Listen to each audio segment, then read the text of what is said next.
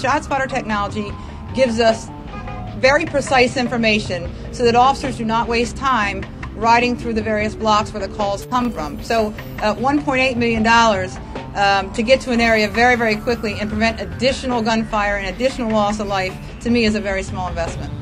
It's a big difference to respond to a corner or a geographical area than it is to know that the shot came from the side of a building or behind a building or in front of a building within a 20 or 30-foot range.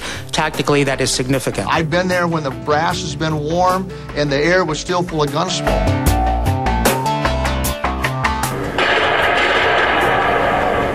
The ShotSpotter system allowed police to respond within seconds to a shots-fired call in the corner of Dwight Street Extension.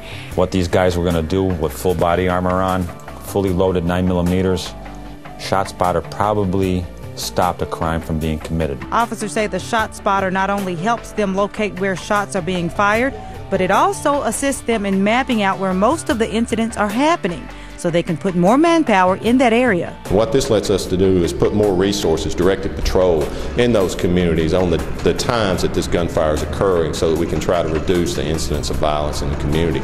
Now, not only does this ShotSpotter help locate gunfire around the city, it also helps detectives know the exact time and place shots were fired if they have to use that information on a homicide or aggravated assault case. Had we not been able to locate this person because no one called 911, no one called emergency, this individual could have possibly died.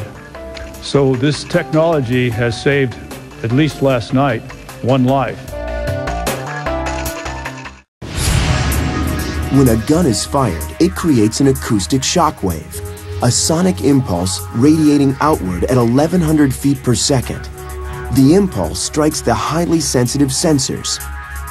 To pinpoint the shot's location, the system then uses triangulation, a process measuring how much time it takes for the sound shock wave to reach each sensor. This information is then relayed to the sheriff's dispatch center, showing up as a red dot on the ShotSpotter screen. Those sensors are so accurate, they can tell where a gunshot was fired within 10 feet. And yes, they can tell the difference between a gunshot and a firecracker. But when a weapon is fired, the sensors can detect the shot and plot the location on a satellite map to within 25 meters of the exact spot, and notify the sheriff's dispatch center all in mere seconds.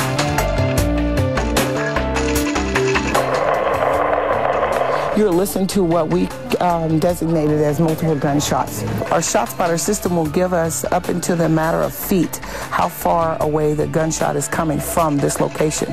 In this particular case, it tells us that the shot came from the rear of this house, 715 feet. It's been a year since police put gunfire detectors in North and South Minneapolis. The exact locations of the ShotSpotter technology are secret, but officers say those neighborhoods are seeing a 23% drop in killings, a 20% drop in robberies, and a 10% drop in attacks with weapons.